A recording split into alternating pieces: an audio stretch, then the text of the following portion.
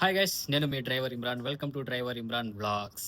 గజరారే గజరారే flight ticket ఇచ్చే మా వాళ్ళు నిన్ననే నా చేతికైతే ఫ్లైట్ టికెట్ ఇచ్చేశారు.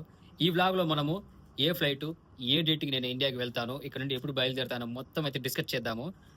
ఈ వ్లాగ్తో నేనైతే బ్యాక్ టు ఇండియా అనే సిరీస్ అయితే స్టార్ట్ చేస్తున్నాను.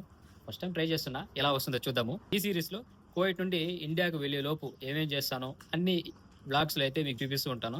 ఎప్పుడైతే ఫ్లైట్ టికెట్ నా చేతికి వచ్చిందో నా సంతోషానికి అయితే అవధులు లేదనమాట. ఎందుకంటే 2.5 ఇయర్ తర్వాత ఇంటికి వెళ్తున్నానన్న ఒక ఎగ్జైట్మెంట్.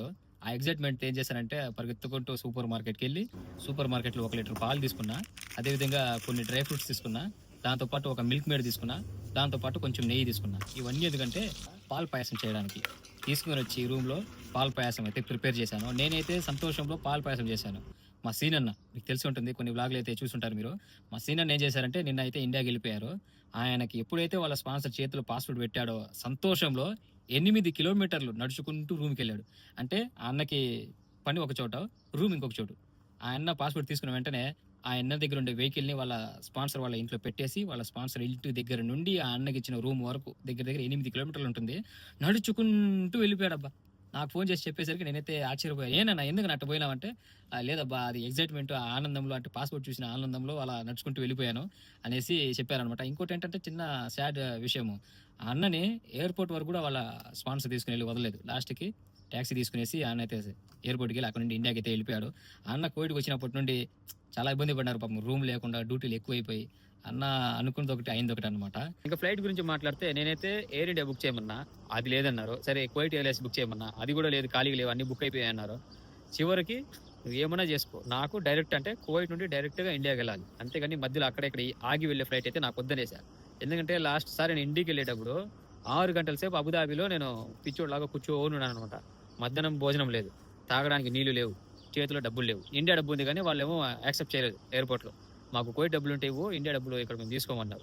ఏం చేద్దామనేసి ఇంకా అక్కడే పస్తులు అట్టే ఉండిపోయాను. కాబట్టి నేనైతే ఈసారి వెళ్తే డైరెక్ట్గా వెళ్తా, లేదంటే ఒక నెల లేట్ అయినా పర్లేదు, నాకు కువైట్ ఎయిర్లైన్స్ బుక్ చేయమన్నా.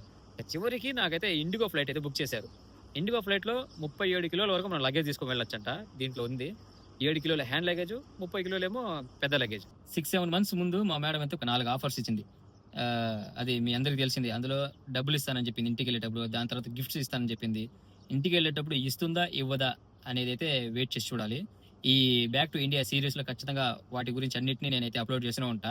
ఈ వీడియో ఎలా అనిపించిందో కింద కామెంట్ చేయడం మాత్రం మర్చిపోవద్దు. నిజంగా ఈ సంవత్సరం చాలా మంది పెద్ద యూట్యూబర్లు అందరూ, అంటే నేనేదో చిన్న పిచ్చుక యూట్యూబర్ని, నాకన్నా పెద్ద పెద్ద యూట్యూబర్లు చాలా మంది అయితే ఇండియాకి వచ్చేస్తున్నారు. కాబట్టి ఒక విషయం గుర్తుపెట్టుకోండి, కువైట్లో ఉండే కొత్త యూట్యూబర్లు మంచి కంటెంట్ని బేస్ చేసుకునేసి మంచి మంచి వీడియోస్ తీయండి. ఒక్కరి కంటెంట్ లాగే చేసామంటే ఏం రాదు, waste. Travelling date and time ఏంటంటే 6వ నెల 24వ తేదీ నైట్ నేనైతే ఎయిర్పోర్ట్కి వెళ్ళాలి. 25వ తేదీ ఎర్లీ మార్నింగ్ నాకైతే ఫ్లైట్ ఉందనమాట. మా ఇంట్లో ఉండే వాళ్ళైతే వెయిట్ చేస్తూ ఉంటారు, చెప్పేశాను మా ఇంట్లో ఉండే వాళ్ళకి. కాబట్టి వాళ్ళు 25th ఎర్లీ మార్నింగ్ ఇంటికి అన్నింటి బయలుదేరి కార్ వేసుకుని నేరుగా ఎయిర్పోర్ట్కి వచ్చేస్తారు. లాస్ట్ సారి అయితే మా ఇంట్లో వాళ్ళు ఎవ్వరికి చెప్పకుండా సర్ప్రైజ్గా నేరుగా మా ఇంటికి అయితే వెళ్ళిపోయా. మా అమ్మ అయితే ఏడ్చేసింది, మా చెల్లి కూడా ఏడ్చేసింది. 5.5 సంవత్సరం కోవిట్లో పనిచేసి వెళ్ళాను అనమాట అప్పుడు. ఇప్పుడు జస్ట్ 2.5 సంవత్సరమే కదా. చూద్దాం ఆ ఎమోషన్స్, ఆ ఫీలింగ్ అలాగే ఉందో లేదంటే మారిపోయిందో. వీడియోని లైక్ చేయడం మాత్రం మర్చిపోవద్దు. అదేవిధంగా మరిన్ని వీడియోస్ కోసం, దాని తర్వాత నన్ను సపోర్ట్ చేయడం కోసం మన ఛానల్ని సబ్స్క్రైబ్ చేసుకోండి. మరొక వీడియోలో మళ్ళీ కలుద్దాం. Take care, by by.